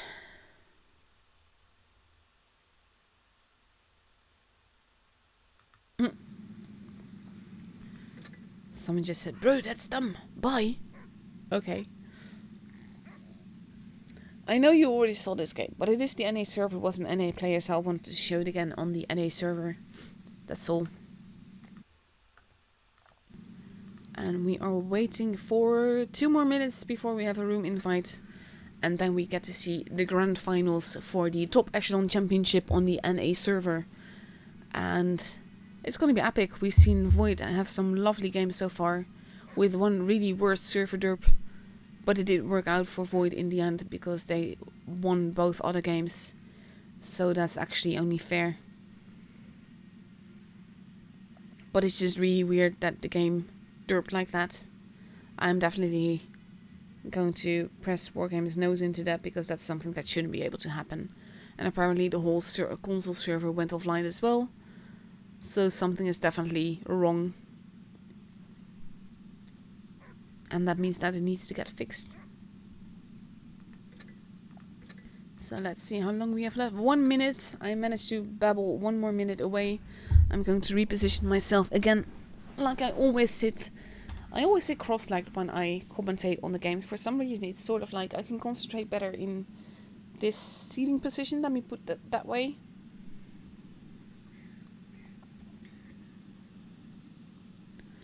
By the way, if you want to give me replays, I mean, for sub replays, I only use epic losses and epic draws. But I have a Discord, which link is in the description of the video. And there you can basically submit your replays for me. I only use the wins for streams like this. There we go. We have a room invite.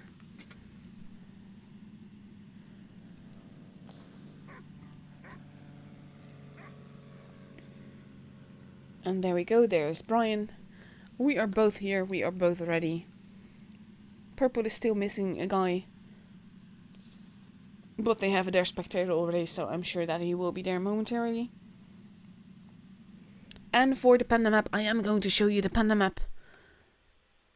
We are going to start on Dynasty Sprawl. And it's a panda! Look at that! You have base C and B, which is like the belly and the chest. Then you have base A in the head of the panda. You have the little ears there, the little paws. It's a panda! Dynasty Sprawl is a panda map, and I love it. And you can't unsee that once you've seen it. Just like the upside down genie of Oasis Palms. It's fun. I like it when they put things like this into it. But I love the Chinese map is a panda map. Love it. Awesome. And if we get, well, basically no. Let me start doing it a little bit more professionally, sort of, kind of. Base C is basically the map base. Base A is sort of the heavy base. Base B is in the middle.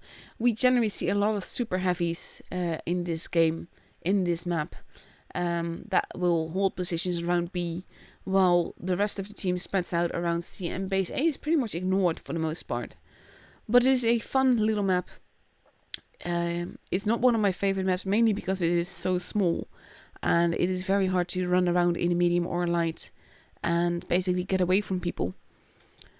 But that is the first map. If we get a tiebreaker, after that we go to Normandy. Normandy is a map that I really do love.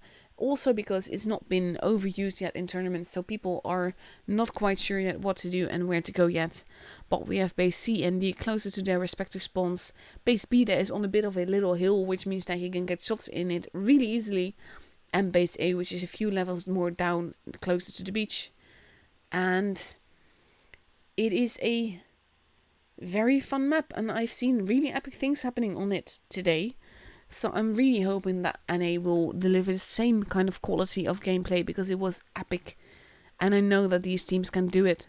I just hope that they do it. So that is the map. I'm going to take it away so that it won't be in your screen. We have just over 2 minutes left to go. In the meantime, I'm getting asked what I think on the Chinese TD line. I haven't really played the whole line yet, but I do love the tier 10 tank. It is fun, it is troll, and it's not OP in any way, but it's just fun. So it's a fun tank to drive. But yeah, with 2 minutes left, both teams are completely ready. We see Purple has readied up in 2 IS-4s, 2 113s, 2 mice and a 268. And we see Void taking a similar heavy setup with 2 mice, an IS-4, a 140, a T57 heavy, an IS-7 and a Yege. So that is a lot of badass armor. And I think we're going to see some action around base B, which would make sense because that is where the super heavies are usually sent, because they can side scrape there like pros and do basically massive stuff. So I'm looking forward to seeing what happens here in this grand finals for the top Echelon Championship.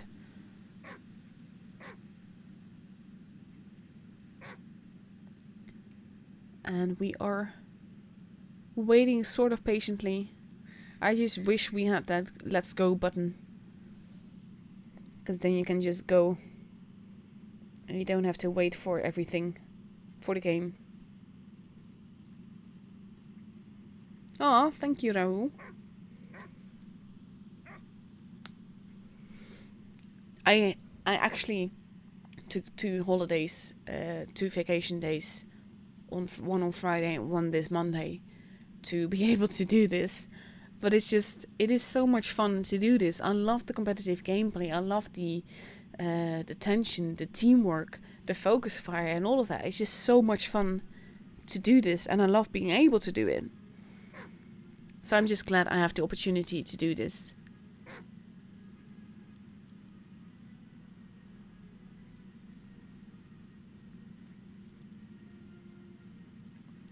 And in 9 seconds we get to see the first match of the grand finals.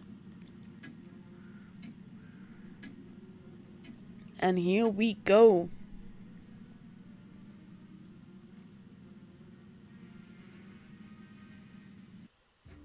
I thought for a minute that it would start glitching again.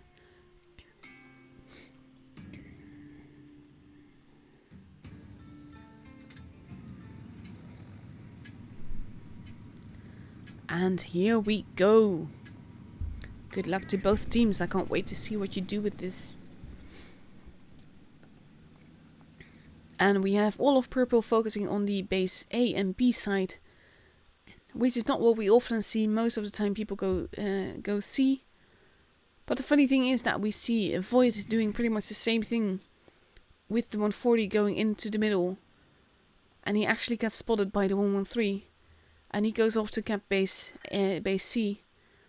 Which means that Void will have a advantage. Needs girlfriend just got shot at, but he's pulling back a little bit. We have Icebreaker Duo in a position where he can decap base A if needed. And we see some shots going in. Needs girlfriend just got hit a little bit. And now we have the Yege moving in. The mice holding at the back. The Yege waiting for that juicy 113 to pull back enough to get shot. Not sure what's happening here. Yege seems AFK.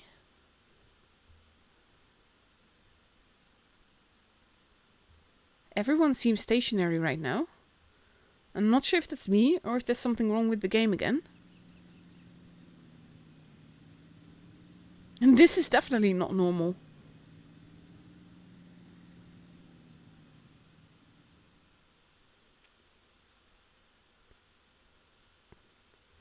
No idea what's going on here. Seems that everyone is out of the game.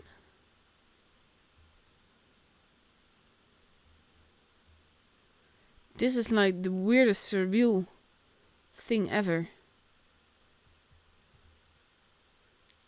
I think it's me. We have a flying object over here.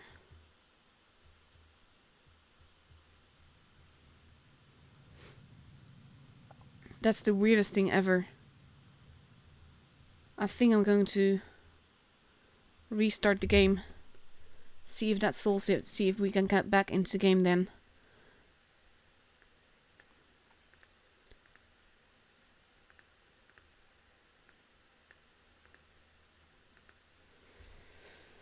But I think that NA has had a weird glitch again. Yeah, it's doing that thing again.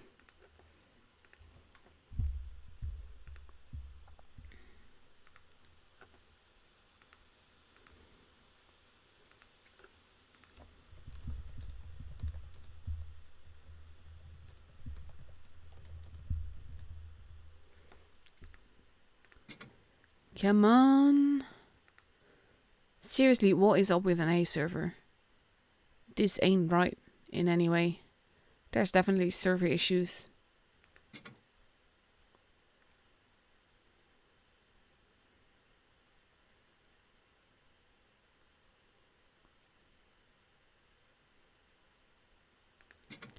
It would help if we could actually load back into the game.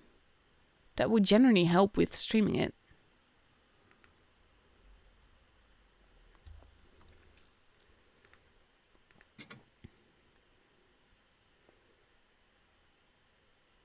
I just want to get back in. There we go. People have been utterly obliterated.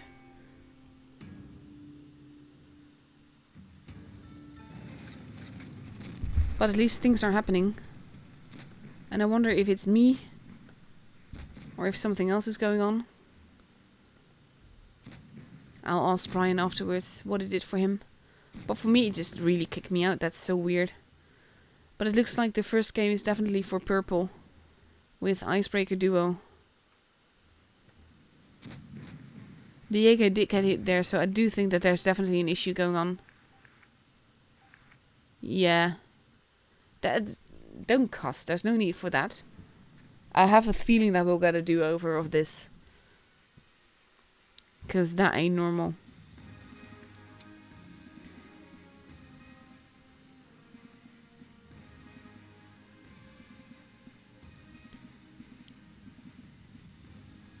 Just so weird.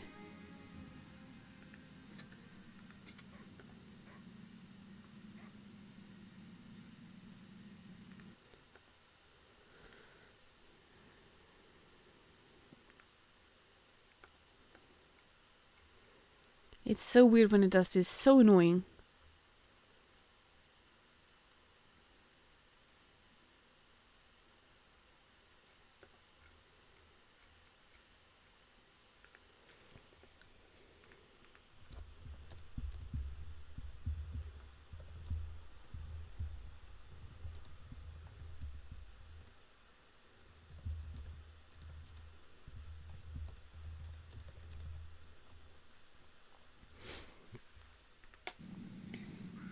And in 48 seconds we get to go to the second match of the grand finals, but I have a feeling that this is all for naught and that we will have a do-over.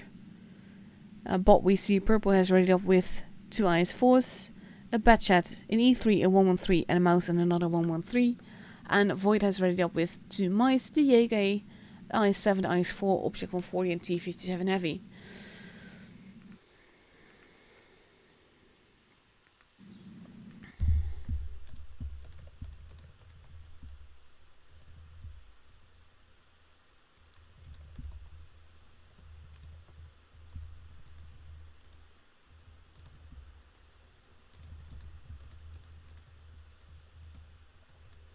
Sorry, just typing in Discord to both avoid and... Aww! Thank you, Mark Potato. That is really sweet. It's not about the amount, it's just the gesture. I really appreciate that. That is so sweet. Thank you. But here we go. Purple is heading towards base C this time, and we have Void doing something similar, and that means that the Batchat could be in a lot of trouble. Nice little slide there, but he's already spotted, and he pulls back immediately. Same thing, 4140, and we have purple spreading out around there, while half of Void is at base A, and I wonder if they know that because they can just make it work. I wonder if he's gonna go into base C. He is going to do that, but he has to be careful not to get spotted by that Jaeger, but the Jaeger is going into town. We see first shots going in. Base C now almost being captured. And the mouse now having trouble. They need both mice on both teams really. They will need to take out this mouse quickly. And we have Zaytu and the Jaeger moving into the middle. Hurricane Ike is definitely in trouble. But so is Loli if they rush him. We have the IS-4 moving in. Bouncing on the mouse. The 113 and the Teddy are moving in. We basically are now entering the cluster F stage at base B. That is being kept. The mouse is still alive somehow. The E3 is being rushed. Ooh, massive hit into the E3 there. And I wonder if the E3 is managing to get another shot in. But there he goes. And both teams have lost a tank now. And it will all be about the focus fire. Void has lost 2 tanks. 4 tanks now. And this will be Purple's game. But I can't really say that they are bringing home the title. And that has mostly to do with the fact that... Oh god, stop cussing, please. I have a feeling that we're gonna do a redo, like they say. Because this ain't right. With the first game,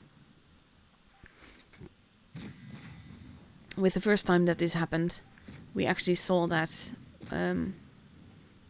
Void took it home anyway. But I believe that this will require a whole do-over. And there we go. And Purple takes it. But I wonder if they're gonna keep it.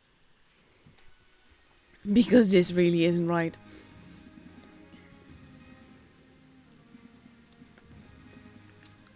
But yeah, I will be pushing Wargaming for a do-over with this. Because this isn't how it's supposed to be. And we all know that. All the same though, I do like the gameplay that we saw today. I'm just going to have a quick look-see for the middle echelon that got taken home by Atomic Mother, followed by Floopy Doggy Dog, and BA Bye as third place. And then we have the lower... I wonder if they had issues as well, but then you have Axios, Hubs, and Cruel, followed by Union in the top 4. But it is so weird to have server issues like this. Where do they come from? It's so weird. All the same though, that is it for tonight for the NA. And like I said, I will be hammering and bugging and nagging Wargaming about this. And I'm hoping that we get to do we get to overdo it. Do it over, I don't know. Anyway, to do it again. And to see... what happens when all these teams fight fairly. And they are playing fairly, but the game isn't. So yeah, you know what I mean. So I think we will have a rematch soon. I just don't know when, but I will be pushing Wargaming for that. Either way, thank you all for watching. Thank you all for your attention.